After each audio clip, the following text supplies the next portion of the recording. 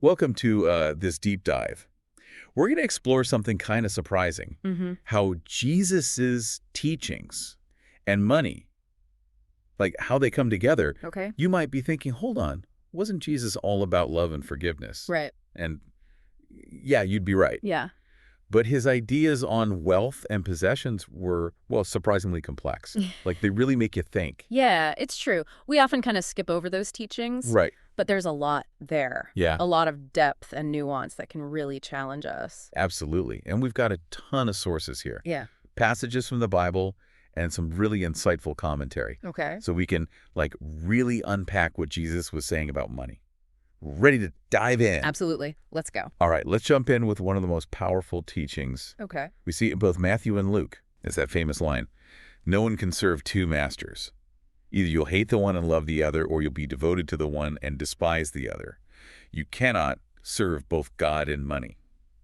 That's from Matthew 6.24 and Luke 16.32. It's like the foundation for everything we're going to explore. It is. It's like this stark choice Jesus lays out. Yeah. And it's not just about balancing your checkbook or something. It's deeper. Right. It's recognizing this tension between, like, worldly stuff and spiritual devotion. This idea, it pops up across cultures and time periods, even today. Makes you think, right? Right. Like deep down, we kind of know we can't fully chase after money Right. and also have a truly devoted spiritual life. Yeah, Something's got to give. for sure. And Jesus goes even further, gets more specific about the dangers of focusing on stuff, Uh-huh. In Luke 12.15, he says, watch out. Be on your guard against all kinds of greed. Life does not consist in an abundance of possessions. Okay, so no greed check. But how do we actually do that in today's world? Right. Well, that's where it gets interesting. Think about lifestyle inflation. As we make more money, we often just want more stuff. A bigger house, a fancier car, more vacations. Yeah. But studies show that chasing more doesn't make you happier. It can even make you more anxious. It's like that saying, the more you have, the more you want. So Jesus was warning us about that trap like ages ago. Totally. Yeah. Okay, but then there's this intense line, Mark 10.25, which is also in Luke. The camel and the needle. Ready? Hit me with it. All right. It is easier for a camel to go through the eye of a needle than for someone who is rich to enter the kingdom of God. That's got to be one of the most memorable, maybe even scary lines in the whole Bible. Yeah. A camel through a needle. Is he saying rich people can't be saved? It's a common misunderstanding, actually. History tells us that the eye of the needle was probably a narrow gate in Jerusalem, so it's more about difficulty, not impossibility. Oh, okay. So it's hard, not impossible. Yeah. But Jesus doesn't just leave us hanging. In Matthew 19.21, he offers a way forward. He says, if you want to be perfect, go, sell your possessions and give to the poor, and you will have treasure in heaven. Then come, follow me. Wait, are we all supposed to sell everything and, like, wander around with nothing? Not literally. Treasure in heaven is not about material stuff. It's about getting our priorities straight. Jesus wants us to rethink what really matters. Stuff that fades away, or things that have eternal value. Makes sense. It's about shifting our focus. Yeah. From what's temporary to what lasts. Okay, so we've got camels, needles, this call to rethink our treasures. But then Jesus throws us another curveball, the story of the widow's offering in Mark 12.4144. Oh, yeah, that's a powerful one. So Jesus is in the temple watching people donate. Rich people are throwing in tons of money, probably to show off. Then this poor widow comes up and drops in 2 tiny coins, like literally all she had. And Jesus points to her as an example of true generosity. Why? Because true generosity isn't about how much you give, it's about the sacrifice. It's not about showing off your money. No. It's about giving from the heart, even when it costs you. Right. Okay, we've talked about giving, but what about what we keep? In Matthew 6.19 to 21, Jesus talks about earthly treasures versus heavenly treasures. He says, do not store up for yourselves treasures on earth, where moths and vermin destroy and where thieves break in and steal, but store up for yourselves treasures in heaven, where moths and vermin do not destroy and where thieves do not break in and steal. For where your treasure is, there your heart will be also. Wow. Yeah, that one really hits home. It does. And in some of the articles we have, they talk about stewardship. Right. It's the idea that as believers, we should manage our resources wisely, not just hoard them. Use what we have to make a difference. Exactly. Which brings us to one of the most serious verses, I think. 1 Timothy 6.10. It says, for the love of money is a root of all kinds of evil. So is money bad in itself? Well, not necessarily. Think of money like a tool. Okay. It can be used for good or bad. It depends on the person using it. So it's not money itself, but the obsession with it. That's the problem. Yeah, that's the root of evil, the love of it. Okay, which brings us to something that might be a bit controversial. Okay.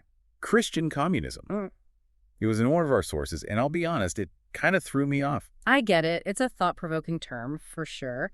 It might sound jarring today, but actually there's a long history of Christian groups advocating for sharing everything and economic equality. It goes way back, like, to the early church described in the book of Acts. Oh, like the first disciples sharing all their possessions. Exactly. The idea is that real discipleship might mean being radically committed to sharing resources and taking care of those in need. Now, it's important to remember that Christian communism isn't something all Christians believe. Right. There are lots of different interpretations and practices. To understand it better, we got to look back at the early church. In Book of Acts, we see those early believers pooling their resources, living communally, selling their stuff, and giving to anyone who needed help. Wow, that's really powerful. It challenges our ideas about like owning things and individual wealth. It does, and while most Christian traditions don't actually advocate for a literal communist system, the ideas of sharing, being generous, and caring for the poor are still central to the faith. Okay, I see what you mean. So we've covered a lot, the whole can't serve God and money thing, the dangers of always wanting more, the challenge of wealth, the importance of giving sacrificially, stewardship, even this idea of Christian communism. What are your initial thoughts on all this? You know, what really stands out for me is this theme of detachment. Jesus is constantly pushing us to loosen our grip on material things and prioritize spiritual values. It's not about saying money is evil, but recognizing how it can distract us from what truly matters. I like that word, detachment. It's about being open to something bigger than ourselves. But how do we actually live that out in a world that's always telling us to get more? Something to think about. Yeah, it's a challenge, right, to actually live out those principles, Mhm. in a world that's constantly tempting us with get more, buy more. I agree. It's easy to talk about, but putting it into practice, like in our daily lives, Yeah. that's a whole other level. Where do we even begin? Well, I think one of the most basic things is look inward. Okay. Examine your own heart. What drives your decisions about money? Is it fear, scarcity, Huh? a desire for security, or are you trying to use what you have for something bigger? That's a great point.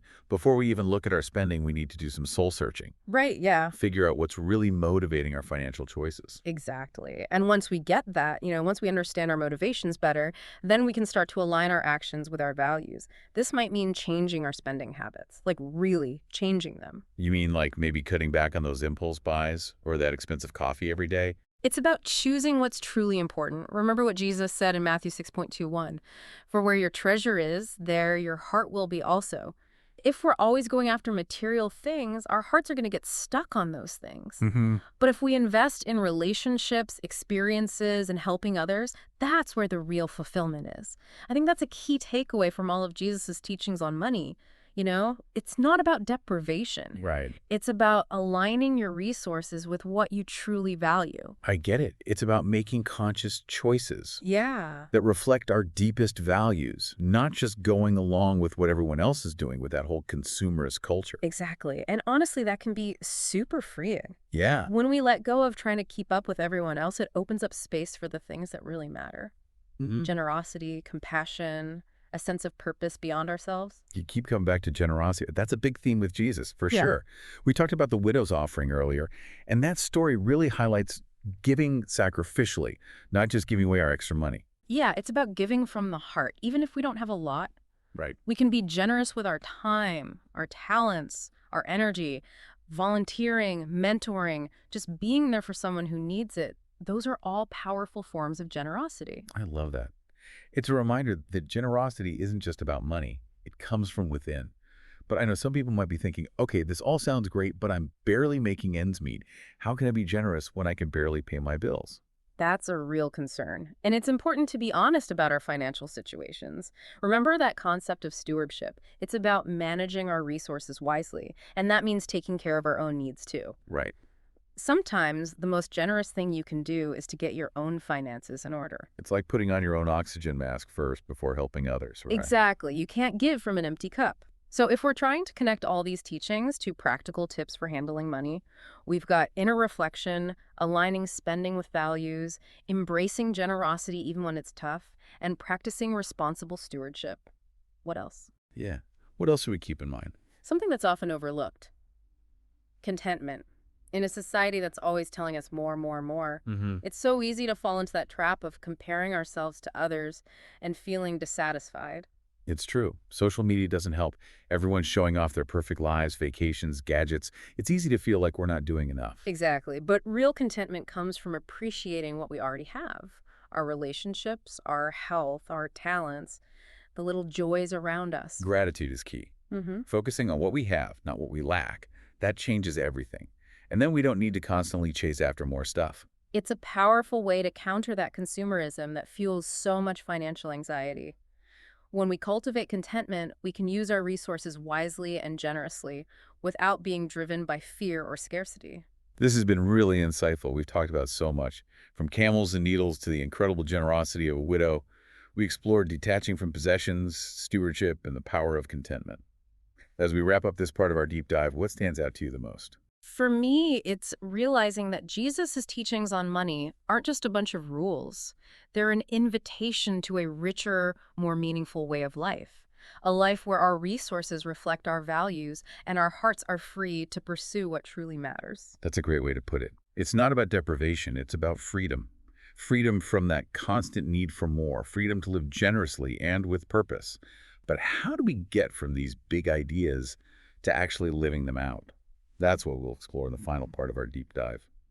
All right, welcome back. As we wrap up this deep dive into Jesus' teachings on money, I'm kind of amazed by how much there is to consider. Right. We've talked about detaching from stuff, aligning our spending with what we believe in, being generous, and finding contentment. Yeah. But the question is, how do we actually do all that in our daily lives? That's the real challenge, isn't it? And honestly, there's no single answer that works for everyone. Yeah. Everyone's situation is different. Their finances, their faith journey. Yeah, true. No magic formula. Yeah. But we can still get some practical guidance from Jesus' teachings and everything we've been talking about, right? Absolutely. We've already touched on examining our hearts, making sure our spending reflects our values. Mm-hmm. That's the foundation. But I think it helps to think about concrete actions we can take. Okay, yeah, I like that. Give me some steps. What's the first thing? One practical step is creating a budget. I know it sounds basic, Yeah. but so many people avoid it because it feels restrictive or scary. Right. But a budget can actually be a powerful tool to align our finances with our values. I see what you mean. It's not about limiting ourselves. It's about being intentional. Exactly. When we make a budget, we're making a plan for how we use our money, deciding what's important and putting our resources there. Exactly. And that's where those deeper values we discussed come in. If generosity matters to us, Right. we can include that in our budget. If we want to prioritize experiences over things, our spending should show that. So a budget is kind of like translating our values into actual financial choices. Exactly. That makes a lot of sense. And when we track our spending, see where the money's going, Mm-hmm. it can show us where we might be off track, not living according to our values without even realizing it. It's like holding a mirror up to our spending habits. Yeah. Might see some surprising things. You might, and that can be a good thing. It can push us to change. Another step is simplifying our lives. We live in a culture of excess, always being told to buy more, do more, be more. Yeah, it's exhausting. Right, that pressure to keep up. It is. It leads to financial stress and discontentment. But when we simplify, declutter our homes, cut back on unnecessary spending, create space for rest and connection, Yeah. it frees up not just our finances, but also our time and energy. And then we can focus on what really matters. It's like creating some breathing room, financially and emotionally. Exactly.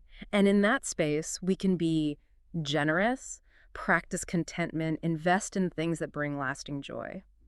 One last thought. The importance of community. I love that. It's so easy to compare ourselves to others, especially with money. Yeah. But when we're around people who share our values, who encourage us to live generously and find contentment, it makes a huge difference. It does. We can learn from each other, support each other, keep each other accountable. It's like having a team of cheerleaders and accountability partners all in one. So as we wrap up this deep dive, I want to thank you for joining us on this journey, exploring what Jesus said about money. It's been an eye-opening and thought-provoking conversation, and I hope it's given you some new insights and maybe even some practical ideas for how you can live out your faith with your finances. It's been great diving into this with you. And remember, the real journey starts now as you take these principles and apply them to your own life. Keep seeking wisdom, keep growing, and trust that God's with you every step of the way. Well said. Until next time, keep diving deep, everyone.